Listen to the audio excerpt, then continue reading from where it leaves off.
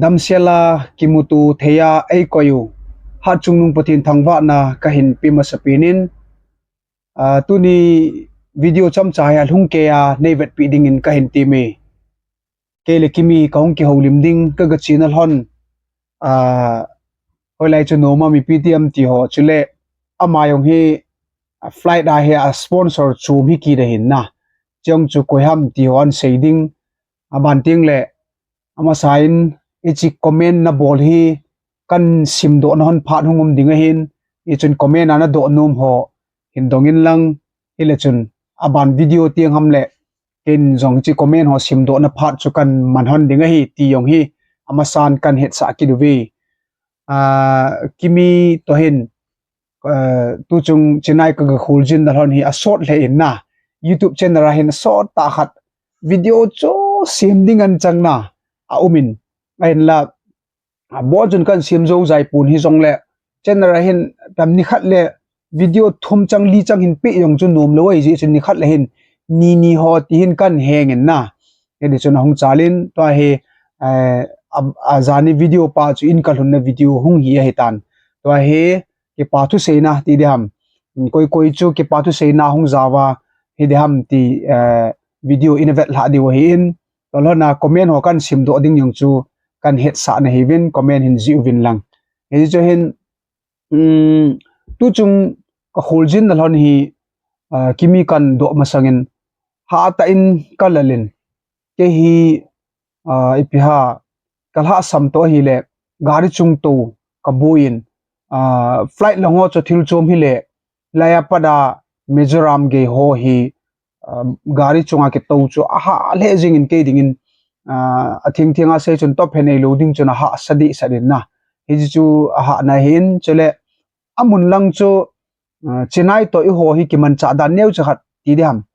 neu cha ngai poi a ki hi le na amolanga chu baro le bu ki ne ding ung som ne ni ho bel le bu ki ne ding chiong chu ki ho ka om ji ayong chu e ma bol pi dan wi nau min na ale zan jong hi ti cho hin chule ki ho chu ni khu hi ka chom be se vin na ni li tarik som ne thuma kal hun le som ne gi kaung ki le na thum li nga gup se gi git ni li ho hi ki a hi in hi chi sunga chun bedding ho la atamin e di chun ki sei mo ta hin en men tui don man lo khop hin akil hein muna ki ve in ti chu shooting ki bolin ji chun ha ta in ka gilpi hi hong nan ne phat cha ka ne lo ji le arule ne le cha yong ne kham ki khela hi to honin ka sunga nai ne hele in kaung ki le na video ka sim jong chun airport la vela chama epi ha khunung le mong modinga ka koilut nom ji a ka pauna na thu hin ka kam ho jong ha ta in na in ka sungna ji chun ji chu ka holjin na ke ka buina neu khat hin tun kimi hi neu khat hin dongin ka ting ama dinga ke chele bong cha khat hi yong le flight da chun ka hong to ta in ke chu ka bui be pun na flight chunga na to hi ama sapi na hin nangin na gel to flight na to hi ichan ge ya ki hiam ai lo le nom nam iptm flight sung na to na he na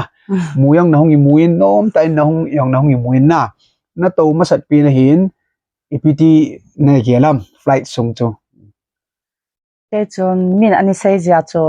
ha flight a tawa ki cha jang mi tampi ani ki za hin na mi holin na chan ki za a ke yang chu min a sei mi sei ho chu ka yela le ka ki cha na kom jang hin a he wangin amun le phor ka hluna chu ahung to len le ahung su le na wang chu kata sapom pi hia za ji in na a len pan ho wang chu ki cha na ding om poi cha jang cha lo hi tia chu nom ta ki mu thei ka ki cha poi nom ka sa e flight sung hi taba noma hi buwi yo thinglang mi chu mi thinglanga luyai ki ho na kum na ai dai thing zung yong ki ban ta na ki kilha kum cho ding chun bui be se puin na hale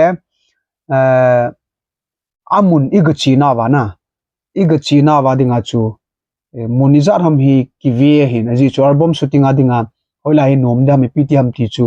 ki ve hin hoilai mun ilu du chu nom na sa pinam na hoilai mun ivet chu nom na sa pinam mun chu chenai sunga chu hoilai chu nom na sa pinam ti dan ka china zo sio chu nom ka sa so ken ai wangin Saint Thomas na ki vuina ai lo le ama ani busat na song ko ho ki vat chu kalung thim a ki pa en na hi chi ka mu cho hi chu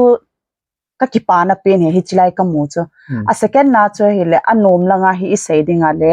Marina Beach cho na hi chi lai ju nom ka sa apai ke chun nume ya chu mori chiu chu nom ka sayan ti dam ka ti mori chiu chu nom ka sayan ti dam ka ti le a hi ti ha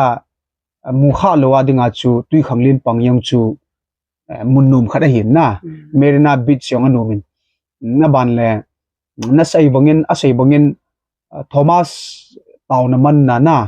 abusat na insum ka lu de chun halna ne kidimin na chang chanu me ti hin ki pa mele amun chu pia hotera jong ka zolpa thangcha kom jong ilu ruwin ai lo le pia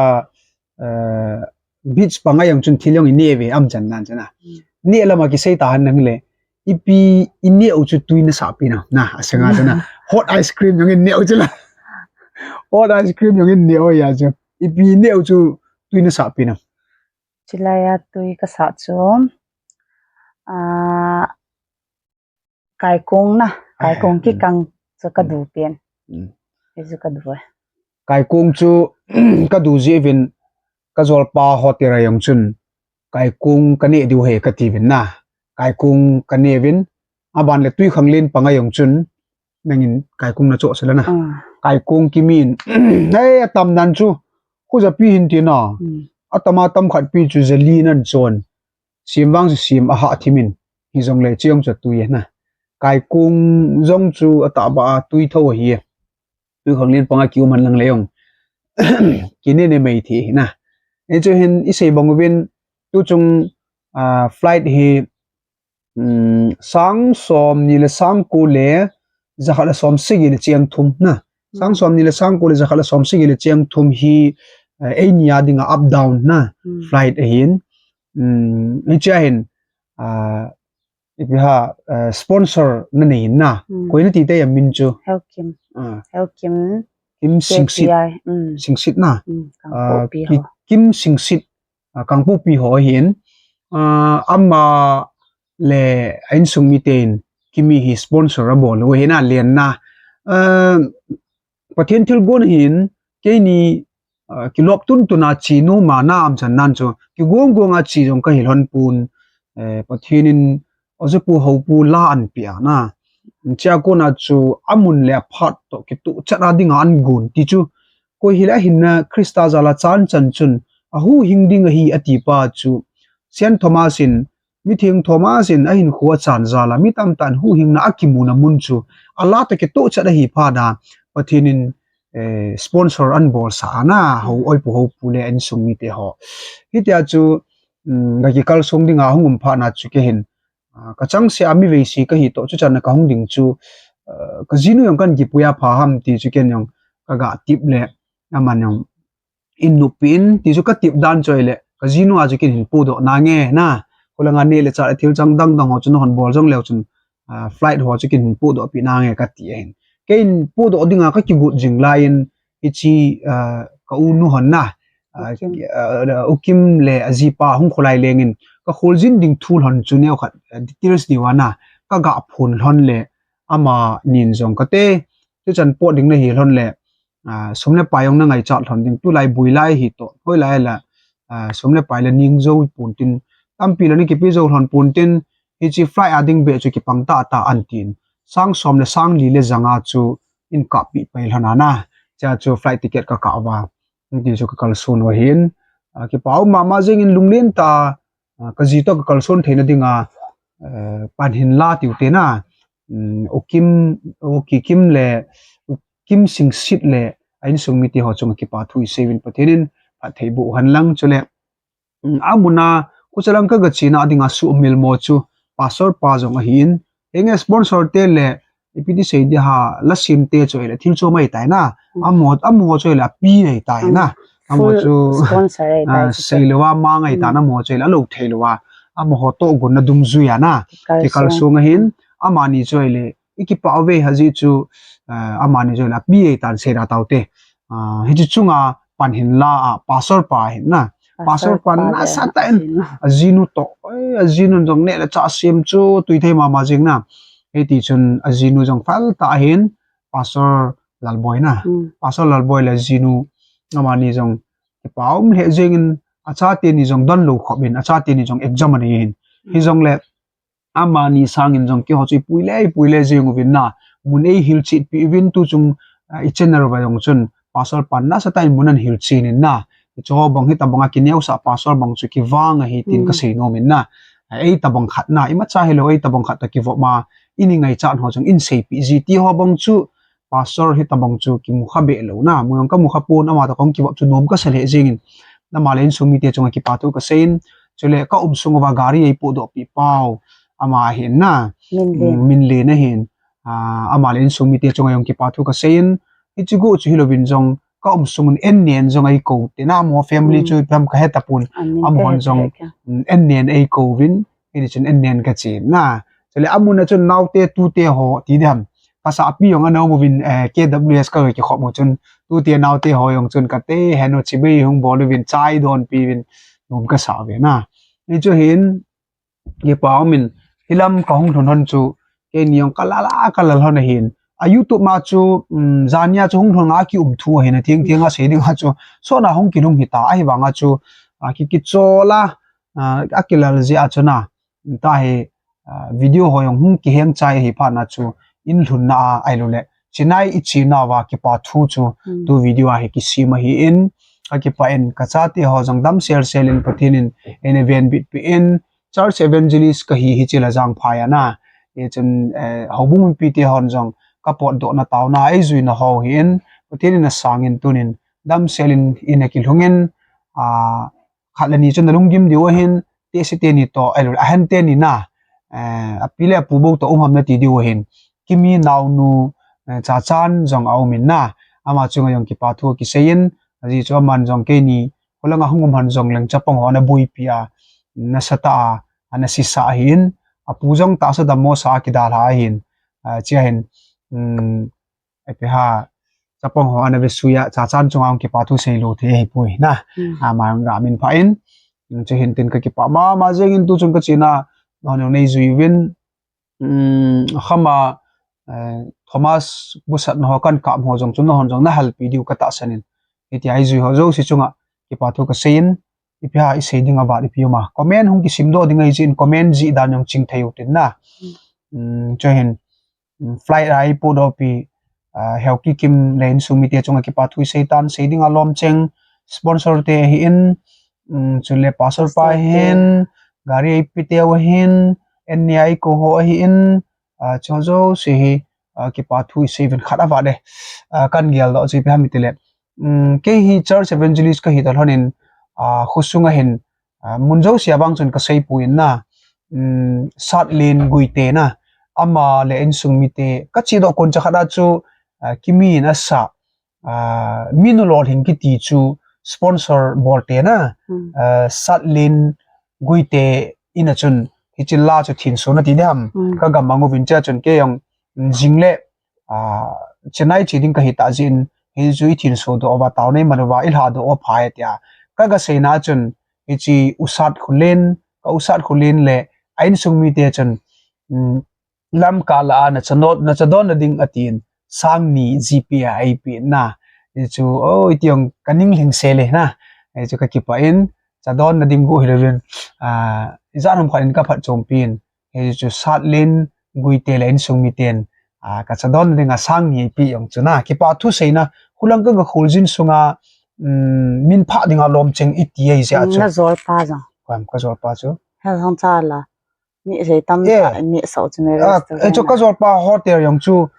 amina ka ga mo pha thu hin na icharam khat offer discount ai bol vai pe o hina am chan nan chu zagit manding a hiai la zali la pi ti ta banga he nang zala yang free at ni so he ke za la yong chu free a izanum khan pu do a ama yong chu ke mu cha ki paran dan chong ke yong chun kate chennai ai zolum dingam ki yellow khat chu pham nu mu pa mu ka ki ba tu yi hona ai ska ki koyon to na video ai chu na mu di wen ka zol pa chu lung len ta in ne le cha ho jong hi chiong ne wo tian pu do en na ai ja ko na chu nui zat na hot ice cream kan ya wa kalian ka u thu chi hin na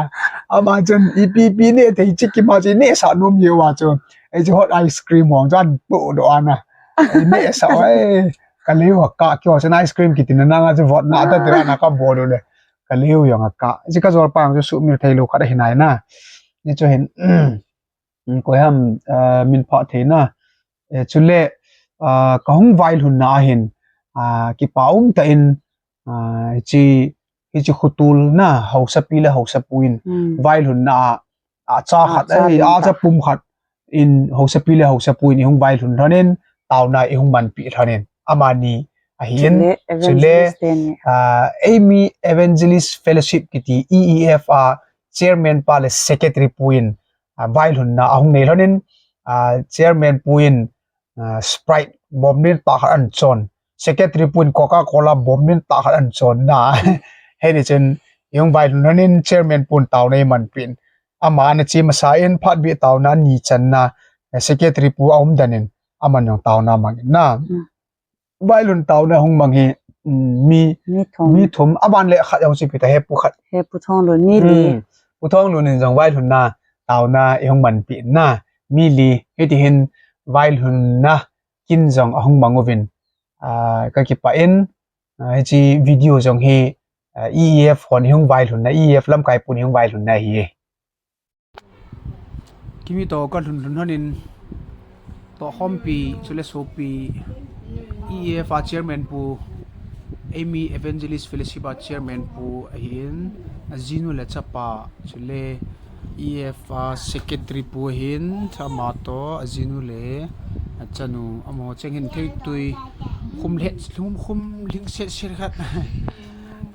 in vai lun na hung nei vin chule lam kai pu evangelist pu chairman pu nya vai lun taw na hei man pin ka ki pa e ke le kimi ki sambal bul song le to khom pi hi lu le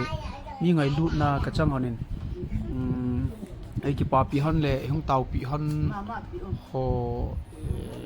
kan vet sa hin dam selin chenai apadin ai kukilen lam ka su akilong ta nge ki pau min havelin comment kan simpong ding hi jin comment hin ji win lang nei do no mom jong le in dong na lai win lang na edi cho hin ka jinu jong ka gyal sangin kimi jong a felin ti chu len na chu ki cha de mi pidam ti ho ka gyal hin ama jong ngam pin le i ma cham lo ben mi thinglang pa ki hi chi hi jin na ama yang nom selin fly sunga kaum hanin ka ki pa lonin fly sunga jong ke ni ka ki tir khol hanin kal hun na hona jong ka ki tir khol hanin tu chung ke ni kal son na hi taw na nei zui zalovin na satan ke ni yong ka pachom hanin na hon jong pachom nan nei win lang patinin phat theina bu chi han ti yong kan sei no men chele dam selai ki mu to wa comment sim do kit ka lai sevin na bon chawin sun tin chibai le jan tin mang pha